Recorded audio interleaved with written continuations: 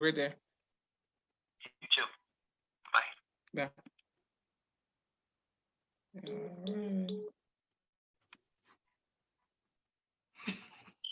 Alright. Hey, I want to say, hey, it was a different kind of show for a minute, but I heard okay. Should have started. First of all, I want to thank everyone for taking time out of their busy schedule to spend some time with us on Off the Record this evening. We have a very special couple that is very special, near and dear to me and to many other people as well. My sister Miriam and her husband, Brother Akeem. Please speak to everyone, please, for everybody. Peace, everybody. Like, Assalamu alaikum. Hey, okay, excellent, excellent. Now that we are, we have a little technical difficulty, but it's all good. Now that we are here, we want to get straight to it with you all. You all have been married for how long? almost 8 years. It'll be 8 years in July. Okay, excellent, excellent. It's been 8 years in July, and that's a great thing. My question to you, Akeem and to Mimi, who chose who first? Well, I'm pretty sure she chose on me first. Don't even try. Don't even try. But it was definitely me. And I had some things working behind the scenes before she even knew. Flying.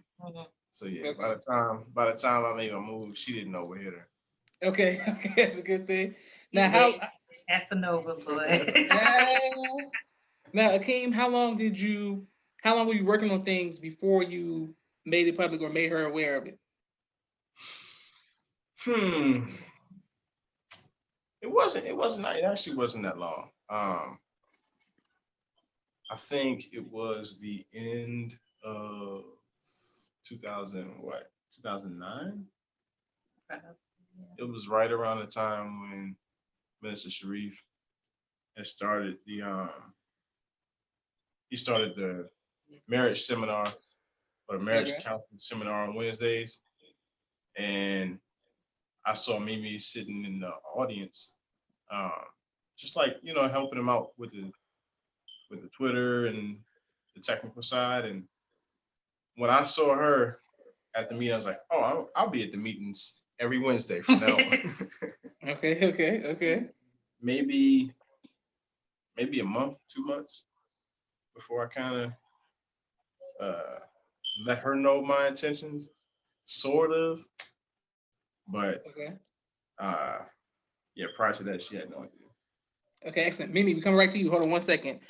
Sister Curtisa says, Jan Rico Burden. I'm trying to pronounce that name, but thank you for watching. Walaikum salam. Sister Curtisa said, dang, I remember it.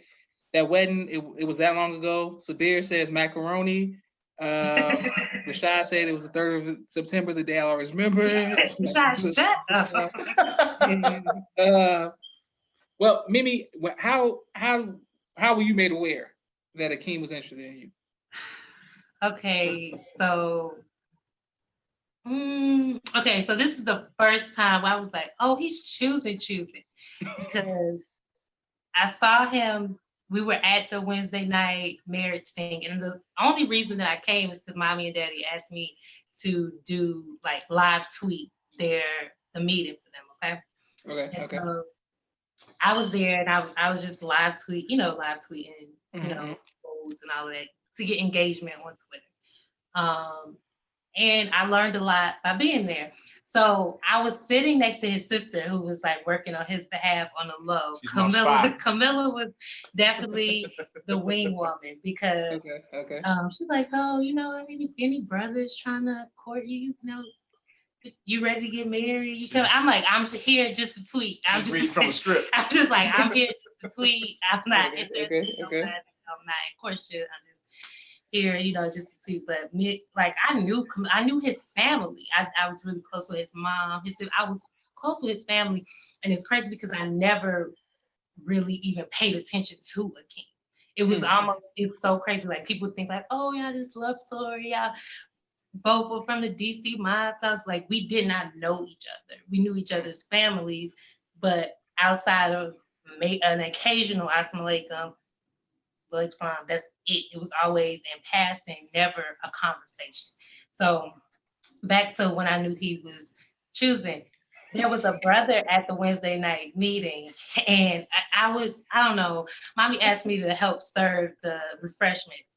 So I was like pouring drinks, and there was a brother who was there, like, he came over trying to be slick. This old brother trying to holler, like, oh, sister soldier, you need to. I was like, no, I got it, I'm good. Next thing you know, Akeem just, came, like, stood over there, like, being all protective and whatnot, like, you straight, you good, okay. And he just talked to me, so then we kind of just talked from then on out. Like, it was just a icebreaker, it was kind of like talking. It's kind of organic. Yeah, it's just like it was more like a friendship. It wasn't like he came over trying to mac. It was just conversation, because it was the proper setting for it. It's very casual. It wasn't, like a tense environment. So we just started talking casually. And then within a couple weeks, I had posted on Facebook like, oh my God, Alicia Keys coming to town. I gotta go see Alicia Keys. And so this is while the Wednesday night series is still going on. And so I think, did we have a conversation before? Yeah. And so. Yeah, we had spoken, but maybe it was like a week before I posted about the concert. We spoke on the phone, and that conversation was very intense because I wasn't about to waste my time. I'm not about to be sitting up here talking to you for no reason. Our families are connected.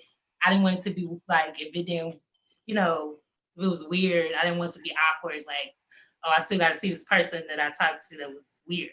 So I'm like, okay, well, he's interested. Let me see how interested he really is. I started asking hard-headed questions. Like, we're not talking about what color do you like? I don't care. I don't care. So are you trying to be responsible? You trying to get married? How many children do you want?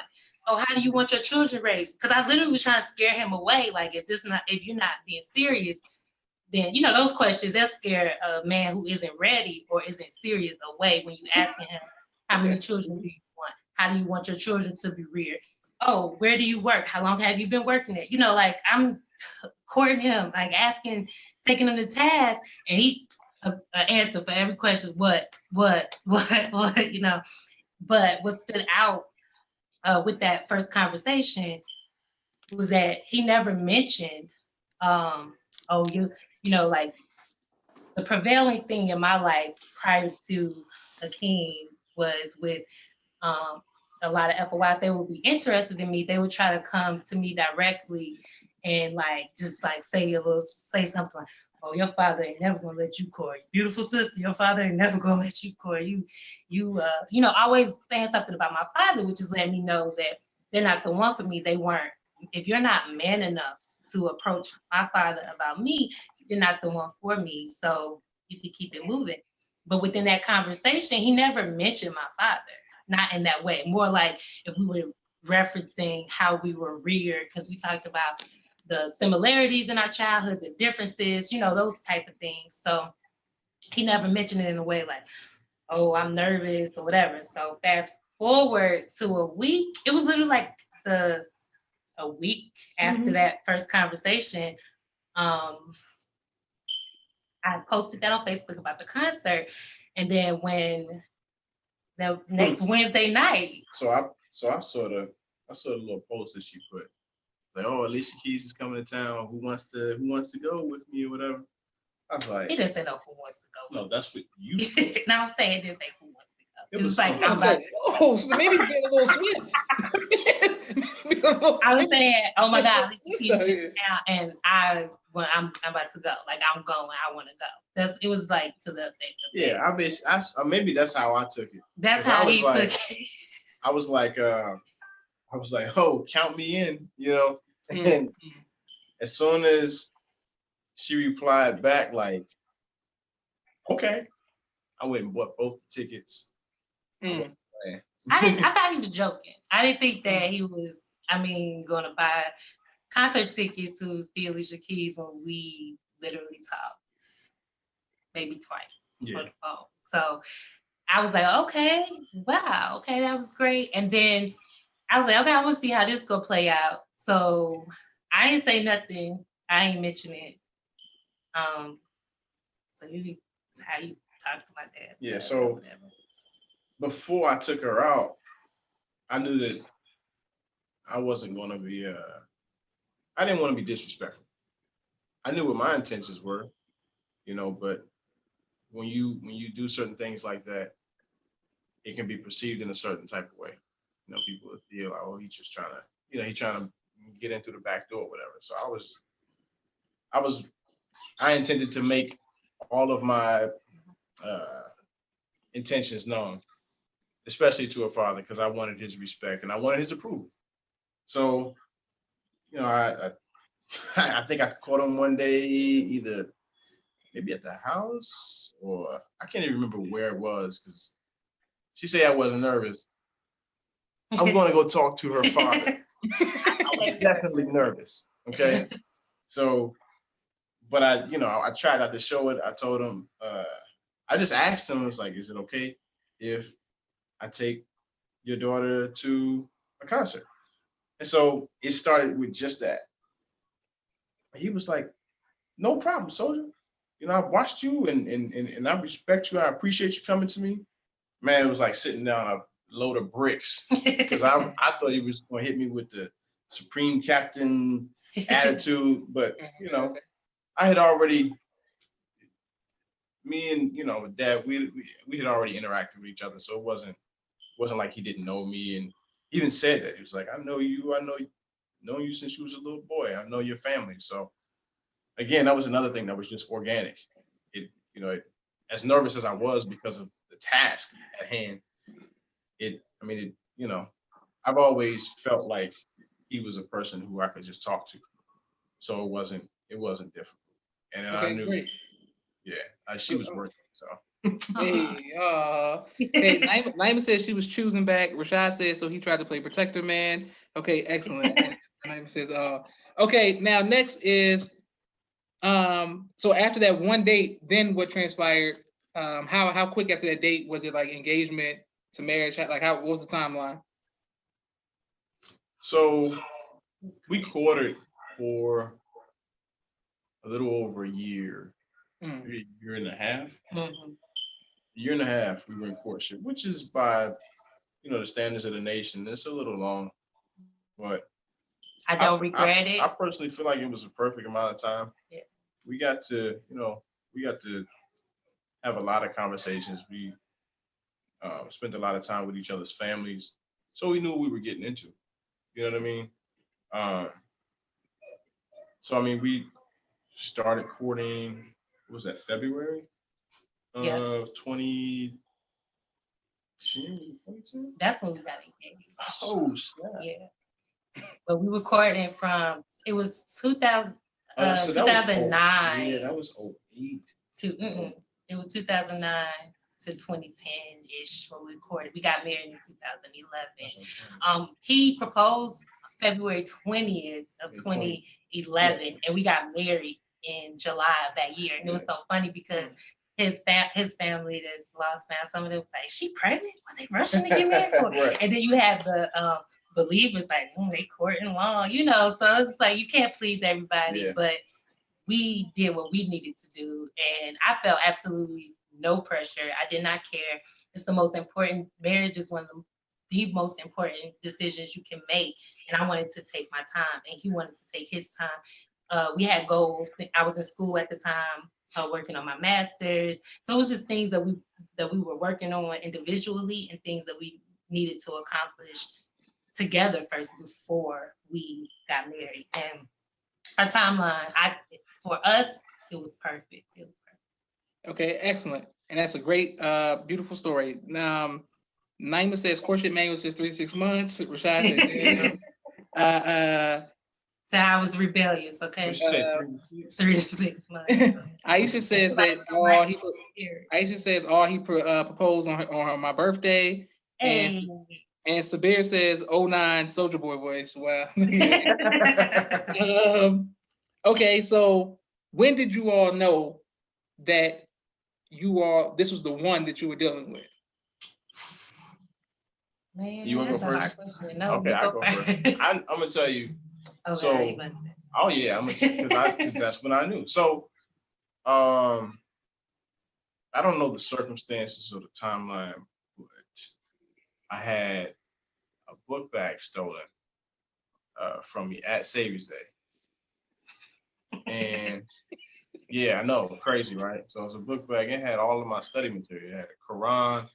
It had, I just Muslim FOI starter pack. Okay, that's what this was. It's all my stuff in there. But the biggest thing for me was the Supreme Wisdom. It was the only one I had. Like I could read the other books and stuff, but it was difficult to get one.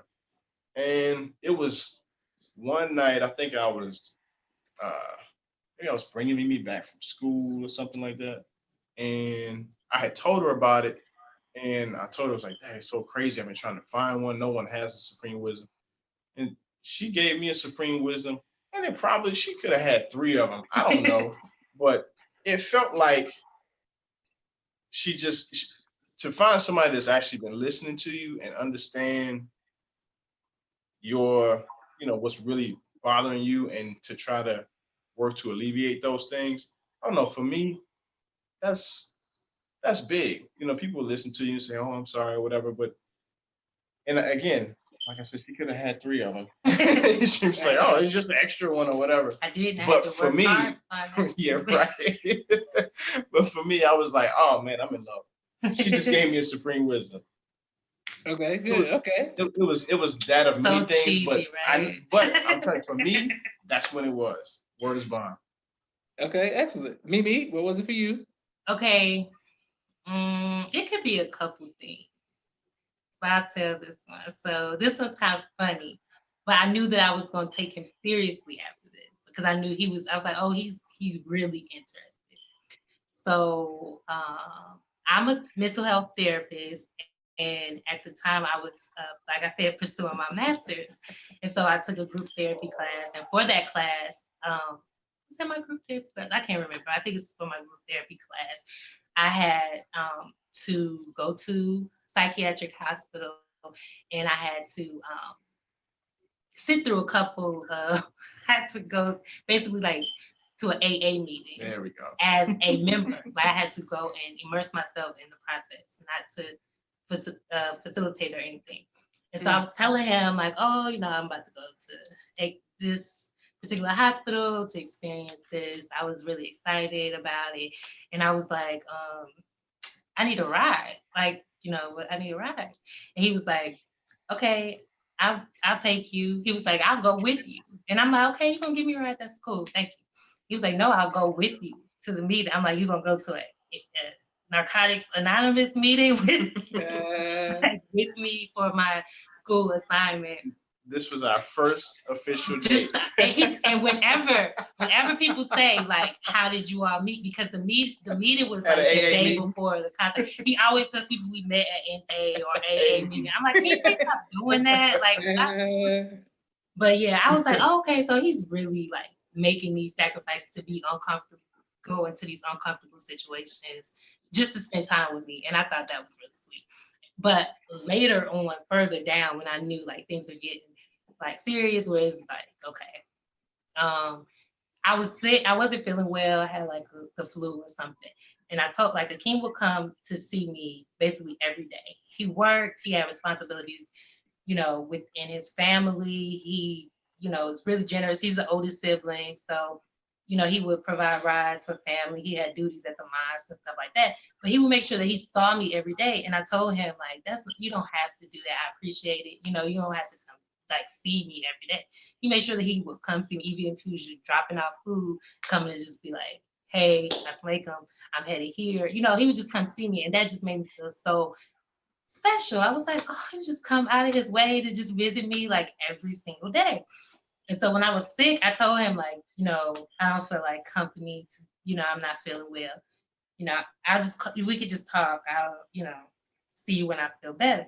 And he was like, no, I want to come see. I'm like, please, like, do not come see me. Like, I look a mess. I know. She was 6. I was like, I don't feel well. Like, please, like, you understand? Like, I'm pale, hair all over my head. You just don't care. And I'm like, okay. So he finally was like, okay, I'm not gonna come see you. So at the time I was living with my parents and my grandmother was living with us in our family home. And they love Akeem. They don't listen to anything I say. I had a feeling that he was gonna try to come over. I'm like, look, y'all, I'm sick. Akeem is not to be allowed over here, okay? So not let him come over here. So they're like, girl, whatever, whatever. Okay. They all said okay, whatever. Like I'm thinking they're gonna respect my wishes. I looked up one day. I'm talking about I looked a mess, like crazy mess. Like I'm sick of a crazy mess. Here he come walking through the door. I'm like, oh my God, like get out, like go away. He's like, I'm gonna be with you for the rest of your life. I'm gonna see you in worse. Oh. So if I can't see you when you're sick, what is that? And I'm like, oh, like I guess you're right. But he was not playing it. He was gonna see me every day, and I just appreciate that and love that about him. Like he made time for me, no matter what. Even if I was like, you don't have to, please don't. He still would make sure that he came by the house. Well, thank you, Akeem, for making it hard for the rest of us out here. Thank you for making it hard. Okay, Naeem says, all praises to Allah. Aisha says, is it true a man knows sooner than later if he wants to marry a woman? Is it true a man knows sooner? I think so. I think that and I'm just from my own experience, I knew when me and Mimi first started talking. I mean, just to be honest, like I knew who she was. Just you can have a conversation with a person and see a glimpse of their mind, just a little bit of insight. And just having a couple of conversations with her, I knew where she was, and I was very attracted to her. So I already knew. I was like, oh, you're the person I've been looking for forever. You know what I mean? So it was just at that point, it's like, we just build it at that point. We the year I didn't need it, to be honest with you. I mean, we needed it to just prepare, you know what I mean? But not for me to know. It's like it didn't take me a year and a half to know that, oh, this is the person I want to be. I knew immediately. She probably had to test me and try me with a couple of things, but I already knew. I was like, nah, this is the woman I'm gonna be with for the rest of my life. That's beautiful. Okay, well, we'll start with you, Mimi. What has been the biggest trial that you all have been through, and how did you overcome it? We've had our fair share of trials. Of course, when you're striving to become one, there are going to be trials. Put it away right away. And when people ask me, younger couples or people who just getting married, like my advice, I'm like, I don't have any advice, but I will tell you this: like, you ask Allah, you try him, you say that you want to be one, you say that you want to be married, he's going to try you, and that's sooner rather than later. Because I got married, I'm thinking like, oh my God, the trials come later, like that stuff that happens like later down the line. They come soon because they come for us. They came, right away. We would try with different things, and it only brought us closer. But the biggest trial for me, I would have to say, was my transition into motherhood, because we waited. We knew we wanted to wait to have a child. We knew that we wanted to give ourselves time to travel. We wanted to just spoil each other first before that energy had to shift to a child. And I'm so thankful that we did that, because now we're able to just give, focus on parenthood without resenting. I don't resent our son. I don't feel like he took anything away from us, because we waited about 3 years. Yeah. So we had time to do those things that we wanted to do, travel and all that. So I would say that the transition into motherhood was tough, because we were like a spontaneous couple. Like we're always, I'm sorry if y'all hear our son in the background. But anyway, so I would say it was difficult because we were a spontaneous couple. Like we on a Wednesday, we might be like, let's go to Dave and Buster's. Like, let's do this. Like we just always love to have fun, and we still do love to have fun. But now, post having a baby, we have to schedule it. Like, okay, we got to get a babysitter, and this is coming to town, so we want to do this. Like, is it on your calendar? Okay, it's on my calendar.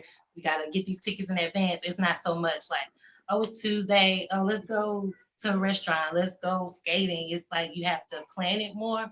And so the biggest trial was just adjusting to that. And then actually that hit me when I was expecting because I wasn't feeling well. I was really sick, and it wasn't just the first trimester for me. It's pretty much the whole 9 months I was sick, and so I felt like, oh my God, being, I'm not able to be there for my best friend, my husband. I'm not like we're not going nowhere. I don't want to go nowhere. I get motion sickness.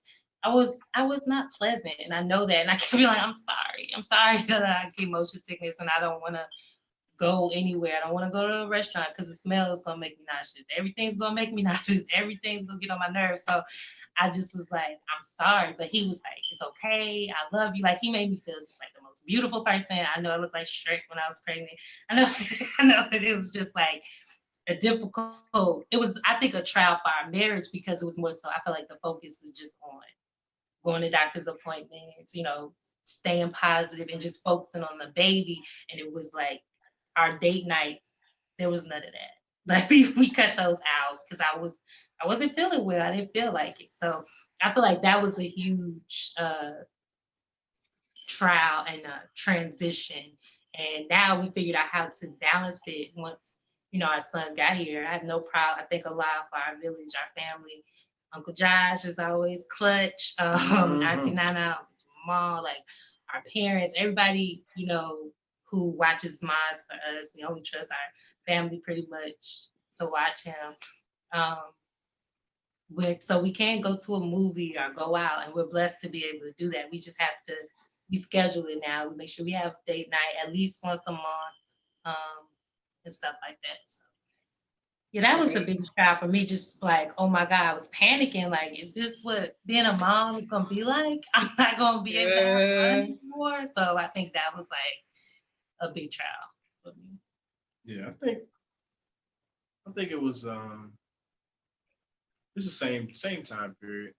It was just a big change, you know, uh, because she was pregnant our third year of marriage. We had Maz right at the 4 year marker, and so for that time when she got pregnant, all the way maybe until Maz was like a few months old, that's how it was. It was everything had shifted and was about him. You know what I mean? And so I think as a man, you struggle probably within yourself a little bit, um, if you have a person like my wife did and still does everything. You know what I mean? And on top of the spontaneous, what, let's just go and go out, or let's just go eat, or little stuff like that. You can't do that stuff when you know your better half is you just don't feel like it.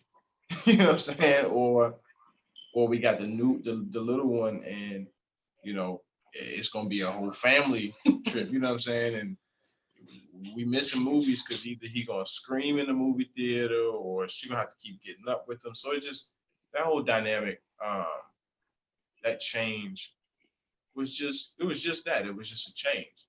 And so it just takes some just like a mental adjustment. You know what I mean? Understanding that number one, it's what you signed up for. Um, two, that the person that you're committed to, that person hasn't gone anywhere. We just added a life, and that's where the initial bulk of the energy has to be directed, and knowing that that person is still there, and that all we got to do is just change the way we move, and we can still have our fun, do the things that we love to do, the things that brought us together, the things that we enjoyed before. So um I would definitely say that probably was one of the biggest trials that we faced, just that transition period. uh, but I think that now that past that, and he's running around talking about Ben 10 and soccer and swimming and all that stuff. It's just you see cliche, right? The fruits of your labor, and we poured a lot of love and a lot of energy into him, and she still does. I mean, she's here with him during the day, I mean, just making this little guy into a god, and I can't thank her enough for that. You know, and I think I thank God for the person who she is and the person that she is making my son, because Oh. that's invaluable. And I'm thankful to my husband for being a provider so that I can do that. He works very hard so that I can stay home with our son. And that's something that we talked about before we even got married, Okay, so what is your expectation of me, with with our future children? At the time, we wanted a lot. Now, not so much. But we were like, what? How do you want them to be raised? Are you gonna be able to afford for me to stay home with them? Do you want me to work outside the home? And he always said, "It's your choice." And so I was like, "Oh, look at you!" Yeah. And so, he's since Miles has been here, I've been able to do what I wanted to do and what we wanted, and what we wanted was for me to stay home. And I have projects, I work on things but home is like where I work. I work from home. I love teaching our sons, and that's just what we do. And I'm grateful that he sees the value in that, and he has me comfortable so that I can do that while he works. So. Okay, Oh, excellent. and just not to have it like, oh, our child was a sad. No, it was just a rough, transition pregnancy wise. But he was born in May, and our anniversary is in July. And so Akeem took me. He was 2 months. I didn't want to leave him, but I left him with mommy and Naima. Um, they watched him for us while we went to a concert. So it like came full circle. We love concerts, so we always love concerts. So it was like, okay, look, he said he's really young, and Kim was like, he's gonna be fine. He's with your mother. Do not call her. She knows what she's doing. Do not harass them. When I was at the concert, I was having a good time, and I would like sneak my phone, like, is he okay? Is he doing all right? But, Yeah. now I'm like, bye, like y'all can come get him, like go, go, go.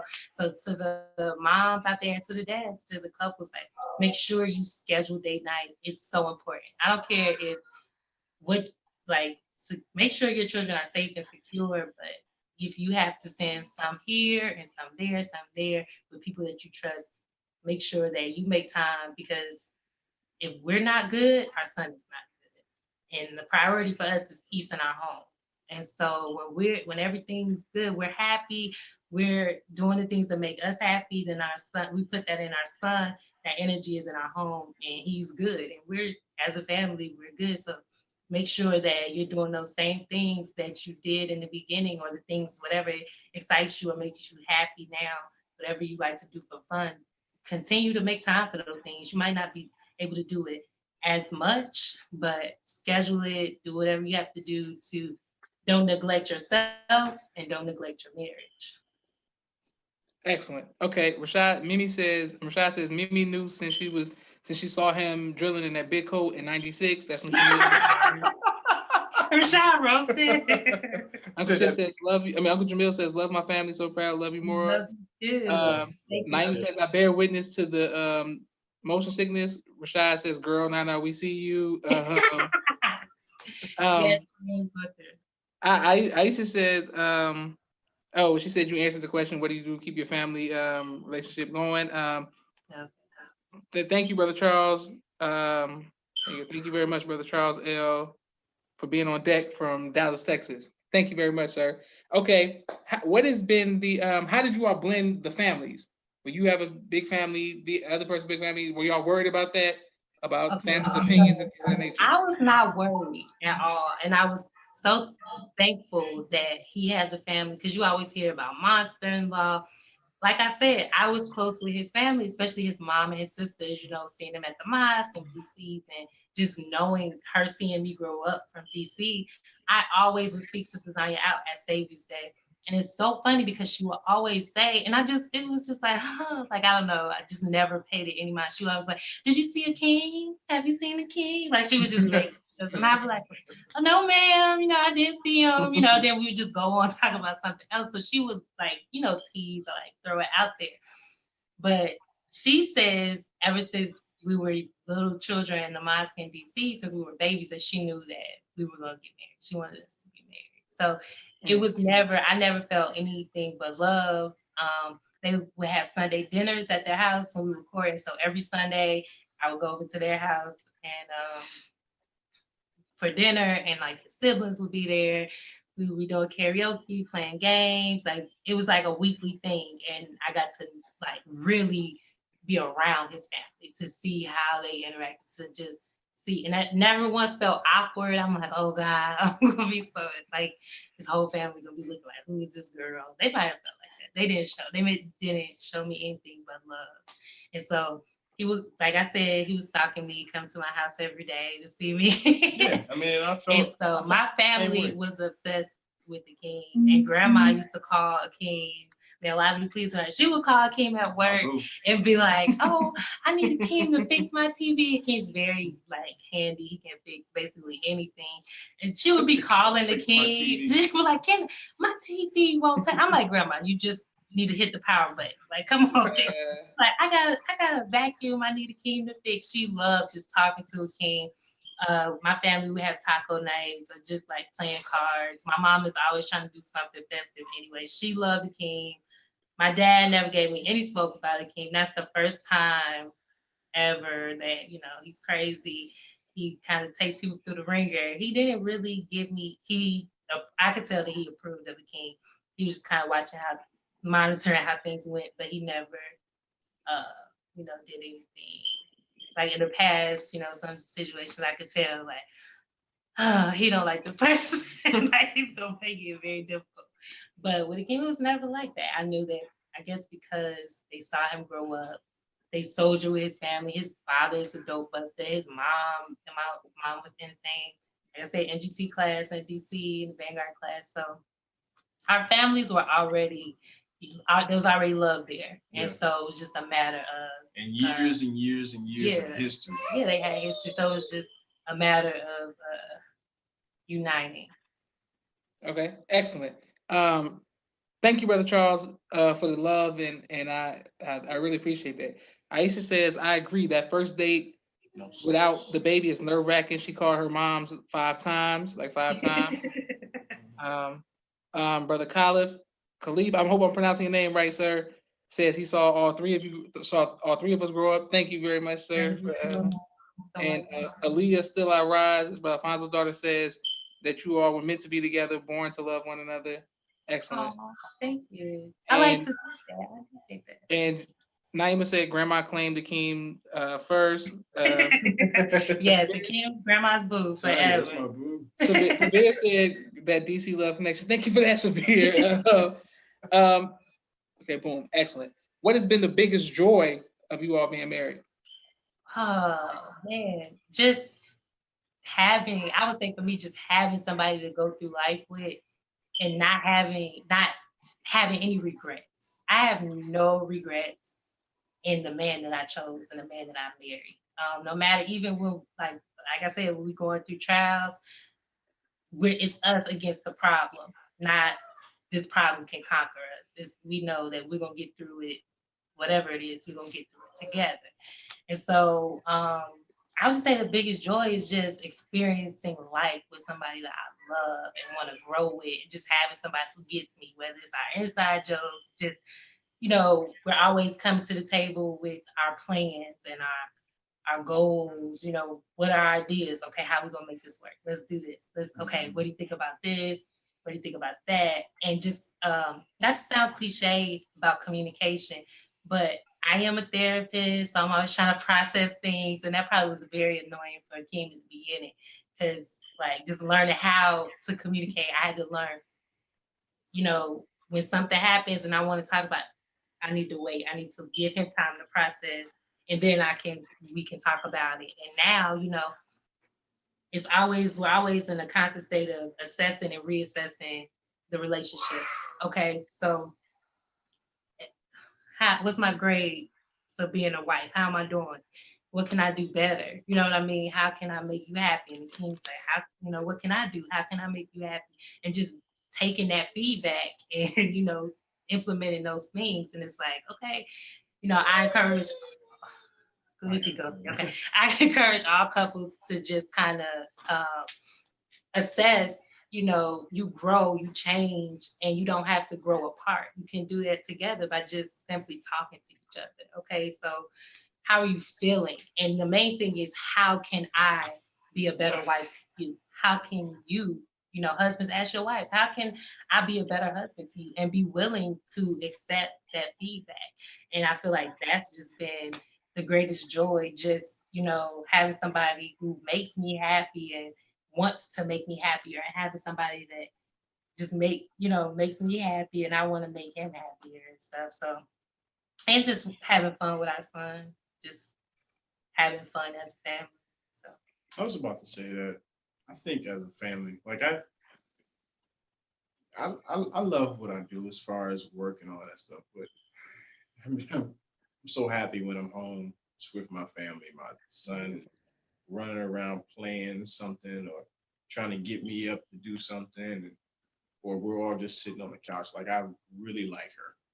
You know what I mean? And it's like so so it's a difference. Like when you love someone, that duty, that obligation is driven by that. But when you really like someone, like you laugh together and you make jokes with each other and stuff like that. So, I mean, for me, I'm simple. You know what I'm saying? This may seem like small things, but just being happy with a person, like that's my joy. You know what I mean? Just being like just in a state of happiness. If that makes any sense. Uh, and just being with my family. I I couldn't be happier than when I'm with my family. That's a great thing. Thank you.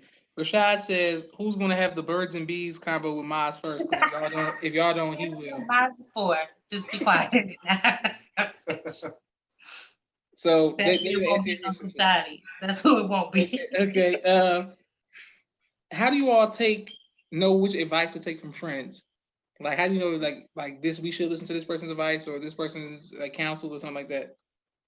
I don't personally, I really don't I don't seek out advice, but I do learn from people's examples. I'm inspired by certain couples, and I learned, some of my friends have been in relationships way longer than we've been together. They've been together forever, and I see the things that they do, and I'm like, oh, I can be inspired by couples. The couples that you've had on this show, I've learned so much from every interview.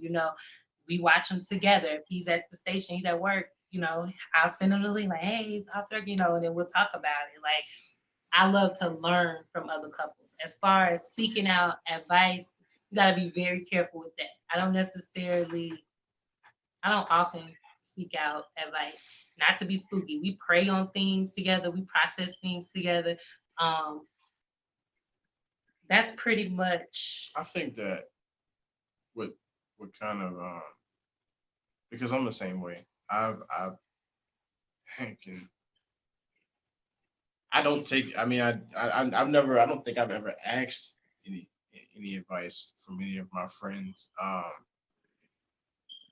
try to, like she said, I try to go off of the example, see what works. You know what I'm saying? Try to see, oh man, that's a pitfall I don't ever even want to come close to. By watching other people's relationships with their spouses. Um, I do have a few friends who were married. Most of them were married after us, which is so weird. We've been married for 8 years. Um, but I mean, we watch our parents. You know what I mean? We take the good from it. We understand. You know where people make mistakes, and we see the things that they do that water their marriage. And then I think the most important thing is that we keep communication open. Um, when you communicate with each other, it's just like what she said earlier about uh, listening to each other about what what can I do to make this better? What can I do to continue to make you happy? Am I doing everything? You know what I mean? And taking that same attitude and approach to any issue that may come up between us. You know what I mean? It's like not being too too prideful.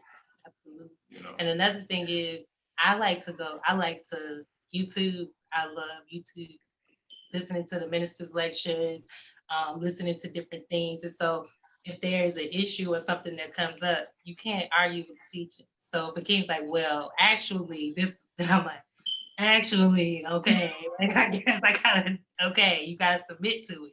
And so the same thing, if I'm like, well, actually, the minister said, then it's like, oh, okay. Well, it says here, then it's like, you can't argue with that. You can't argue with that. And that's our foundation is the teacher. So we always have that to fall back on. And prior to us getting married, I asked him because, like I said, I am a therapist. I asked him what is his view on counseling, what is his view on Dianetics. And so he had the right answers. He's all for it. I asked him what his view on couples counseling. Would he consider going to couples counseling if we ever felt like there was an issue that we couldn't process together and we need help? There's nothing wrong with getting outside help. There's nothing wrong with getting, people. Some people do spiritual counseling. Some people go to mentors. There's nothing wrong with that. It's just that for me, if we're having a marriage issue, then uh, therapy is definitely something that we would begin to. And on the simplest level, I think it just boils down to being 100% committed. Yeah. If you're 100% committed to something, an idea or person, there's nothing that's going to get in the way of that. So of course I'll do this. Of course I'll do that because I'm committed to make this work. So it's 100% commitment. And I mean, once that's the goal, as simple as that sounds, there's nothing that you're going to do to intentionally damage that commitment. And there's nothing that you're going to allow to stand in the way of meeting, that commitment to completion 100%. I'm committed to her. And so there's nothing that's going to stop or get in the way of that. You know what I mean? Excellent. Rashad says, go ahead, brother. Minister Akeem. Sister Leah says, yes, YouTube. Naima says, teach. What advice, this is for Mimi. What advice would you give to future mothers? Okay, for future mothers, I would say make sure that you take time for yourself. Most mothers are going to read the books. They're going to, in the nation, they're going to watch how to give birth to a God. They're going to prepare themselves. And if you're not, please do those things. Prepare yourself before you even get pregnant. But if you are expecting, read to the baby, do all of those things. But my biggest thing is if you are in a committed relationship, if you're married and you're expecting, don't lose sight of yourself. If you have friends, most of the time, it's the baby shower. Everything becomes about the baby. And it's like, don't neglect yourself. Write down some goals, some things that you want to do. They could be super basic, small things. Just make sure that you make time for yourself. Even if it's in 10 minutes while you're pumping, journal, right? What you're thankful for. Make time, like if it's having coffee before the baby wakes up and while the baby's napping, whatever is something that makes you happy, make sure you do it and make time for you, because before you were a mom, you were a queen. You need to nurture that queen who is still inside before you become a mother. So my advice is, self-care is such a buzzword, but it's something that you have to define for yourself. And we all need to, take time and care for ourselves in order for our families to be okay. So I would say for all the moms out there, strive to do something that makes you happy on a daily basis, weekly basis, however you can get that time in. And husbands, I know this wasn't part of the question, help your wife do those things. When mine was younger, and for me, I like to have my nails done. I like to get pedicures. Sometimes those first few months, you not even thinking about that. You just try to keep this new baby alive, and you're just in this space. My husband would be like, I'll stay in the car with mine. Go ahead, go in there. I'll take you, go in the nail shop. And I would be like, you gonna keep the baby? He's like, I got him. Go in there. So sometimes you need to watch the children. It could be free. Take them to the park. Let your wife have some time to herself in the house. Make sure that Who's gonna take my part? you. I'm sorry. Go ahead. I'm saying, and Akeem, I want to thank you for Akeem, I wanted to thank you for that because I saw Mimi's, the back of that neck. So I'm glad that you encouraged her to go get her hair done when she had baby mods and all that kind of stuff. That's right, Mimi. Keep your hair done. I kept my hair done. Thank you, my friend. Keep your nails done. You keep your nails. Shout out to Jock who was doing my hair now. Hey, Jock, the best voice vocal coach in the world. Okay, so Akeem, your question, advice to future fathers, bro. Put us on. She started down that path, man. I think the biggest thing you can do as a future father is to support your wife, who is the mother, right? So if my son, I know that my son loves me, but I know that it's because the person who is with him all day puts love in him for me. Like, he's 4 years old, he still runs to the door. And children do that, right? I guess. But he's always, seeking my attention. And I know it's out of love that she put in him. And that wouldn't be possible. She wouldn't been able to put genuine love in my son if I wasn't trying to nurture her to make her even want to put that love into him. So that's the first thing, is to make sure that the mother is well taken care of. Just that she doesn't, that you gotta meet all her needs, right? And you damn near better meet all her once too. You gotta keep her happy, man. Yeah, and, yeah.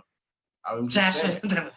But the thing is, so the caveat to that is that if you chose a good one, she's not gonna be that stressful person that wants more than what you can provide for her.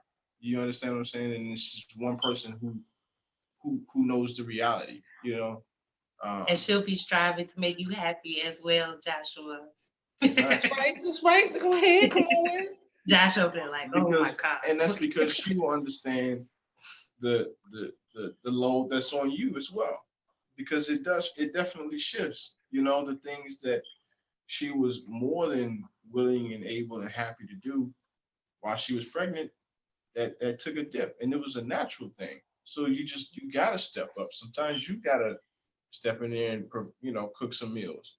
You gotta wash the clothes. You gotta make sure that the house is together, because she is doing the greatest work that any person could ever do, in creating another life. You know what I mean? So again, that's the first part.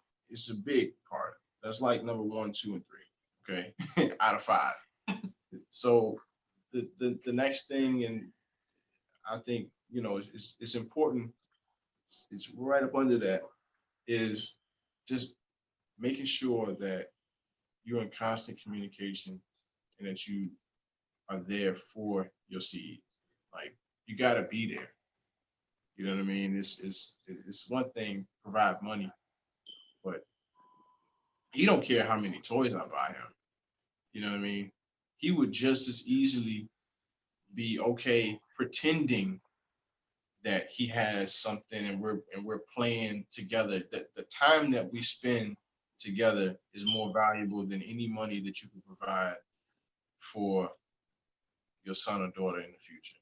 So you gotta be there. You gotta be present. You gotta show up. You gotta show up to the swim classes. That's where we were today.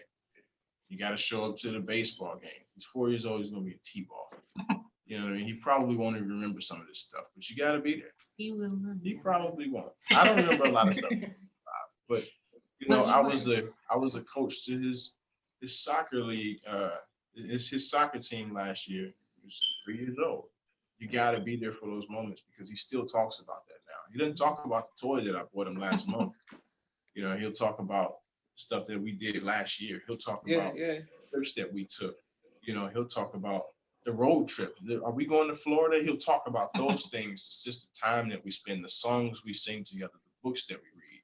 You got to be there for for your child. I mean, I think that within that is all encompassing, but you, I think that if I had to sum it up, you gotta be there. More importantly than the money, you can be broke and be there.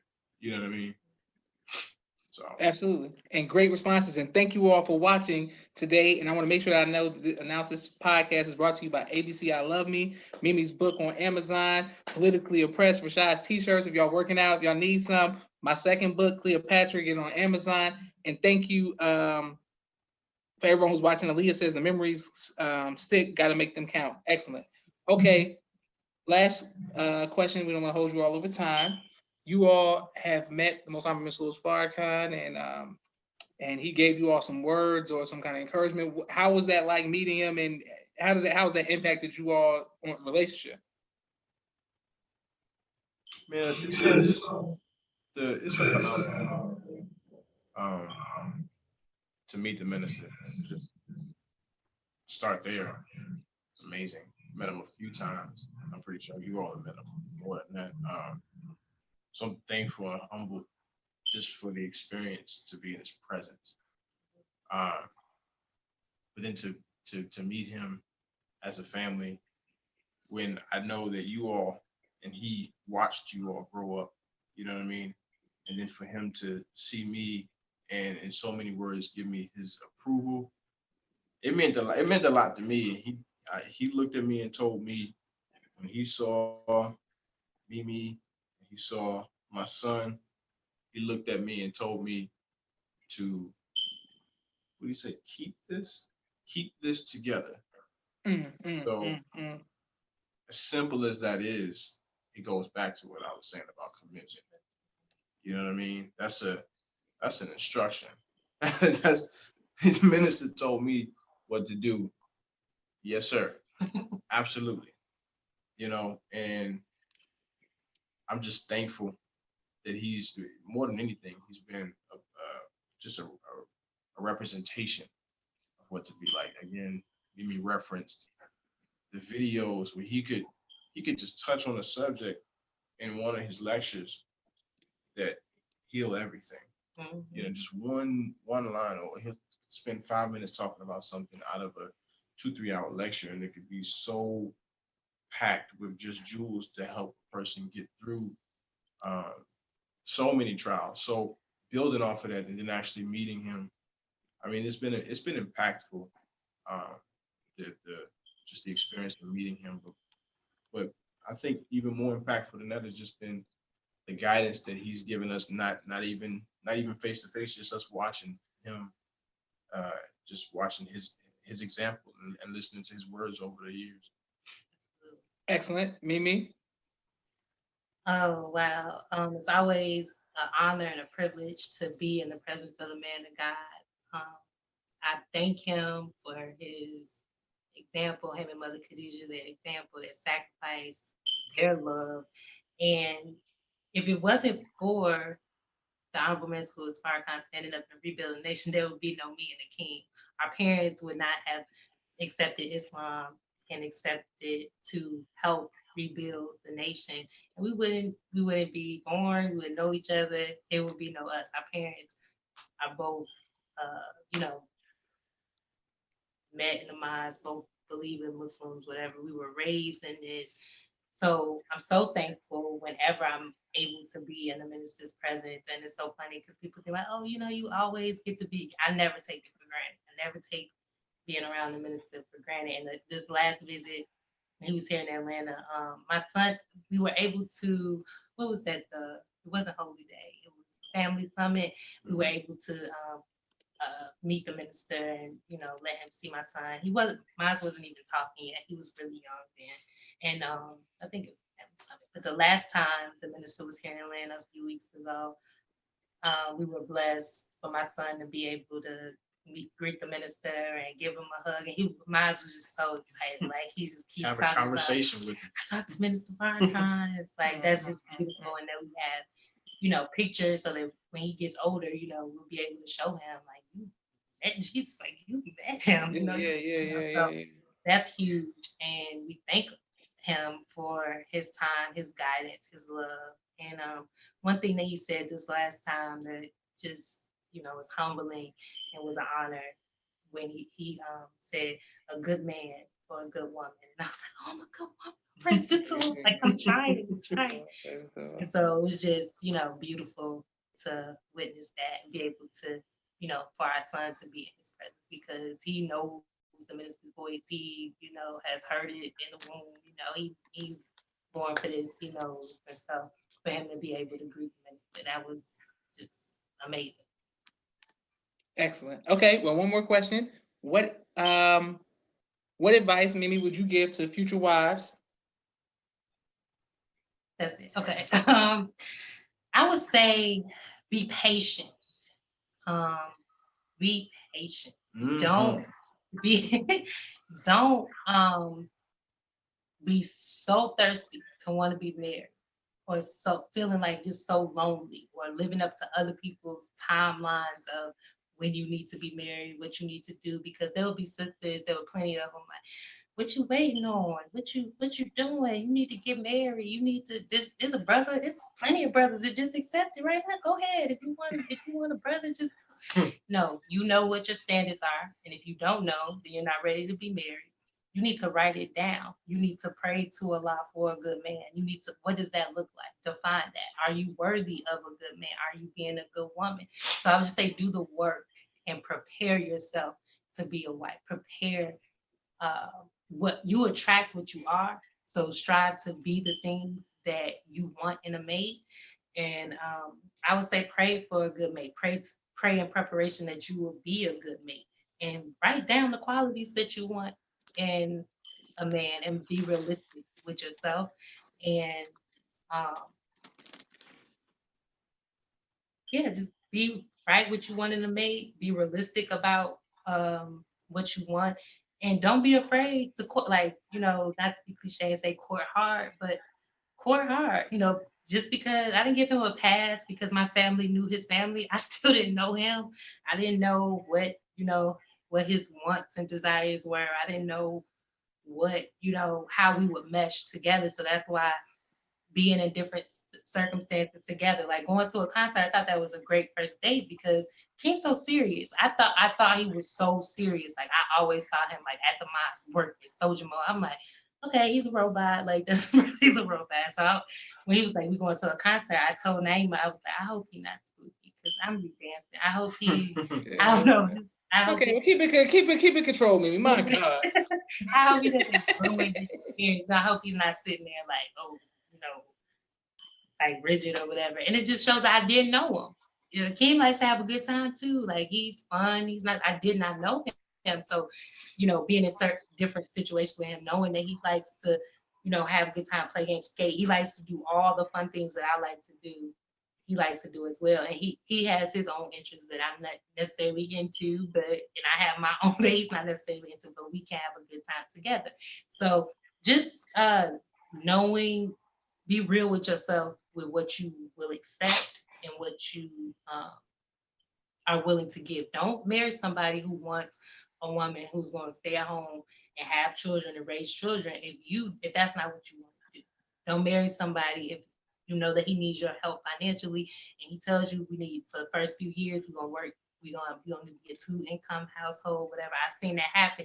And then to get married, something what a minister said, or try to flip the script like they don't want to work. So have those conversations, be very blunt and honest and direct with what you want, what you expect, what you tolerate, and ask that person, whoever it is that you're courting, to do the same. There's nothing wrong with saying, may Allah bless you. We're not compatible, but may Allah bless you moving forward to find the person that is. Don't feel pressure that just because you court somebody that you have to, be with that person. Absolutely. Brother Akeem, what advice would you give to future husbands? Put me on. So, kind of starting where she just left off, kind of knowing what you want in a woman and knowing what you can or will not tolerate from a woman. I think that's important because it's those things that you can't tolerate that will probably make you unhappy in your marriage. You know what I mean? And so I think that if you already know what it is that you can deal with, things that you can't deal with, and you know how to approach the person who you want to be with, you know that that person won't take you there. You know what I mean? And so I think that for me, and just giving any advice to any man who is single and looking to be married, um, it's cliche, but have your stuff in order. You know what I mean? Have your stuff in order. My mother used to tell me when I was younger, talking about trying to have a girlfriend. What can you do for a girl? What can you do for you? You talking about a girlfriend? What can you do for a girl? And in this whole age of independence and all of that stuff, that may not be where you find yourself, but you have to think like that. If you're a Muslim man, and that's our culture, where we're set up to provide, protect, respect the Black woman. I mean, so I know I had to make sure that I had all of my stuff in order, and that, I mean, that's mental, physical, spiritual. That's financial. Financial is a big piece. I heard so many FOI talk about you can't be a man without money, and you say, I mean, I can be a man with, like, you really can't. If you can't provide for yourself, if you're always looking to somebody else, like, handout or whatever, probably aren't ready. No, you're definitely not ready. You got to be able to make things happen, and not just the set up stuff, because marriage, that there's gonna be some pop-up things in there. It's like, oh, we need money for this. Oh, we need money for, you got to be able to make it happen. I'm not saying you got to be rich, but you got to have that mindset, and you got to be able to go out and get it. You know what I mean? You don't have to have an exorbitant amount of money, because I didn't, but I always had a good work ethic and always kept a job. You know what I mean? So as long as you're willing to get up and go to work every day for your family, I think that's so important. You can't be lazy. You can't be lazy. So many different things I could touch on, but I think those are the two things that come to mind. Okay, actually, those are some major points. Thank you all. Aisha says you guys are wonderful. I love the show. Joshua Key was great. Thank you very much, Aisha. David Muhammad says, sister, that's real on helping your husband realistically. If that brother needs help for time, you would need someone that understands of helping your husband. Naima says, amen. I want to thank everyone for watching. This will be on YouTube on Off the Record. Y'all can just type it, Joshua Muhammad Off the Record. And thank you, Akeem and Thank Mimi. you so much. Definitely humble, bro. For everyone who's watching, I'm going to break my fast, so I'm going to go eat. So we're going to go. Thank you, Josh. Thank you. Watch this game. Okay, yeah. Night of Power. I'm going to watch the game too, but I got to eat first. All right, somebody come on. Like, Thanks a lot.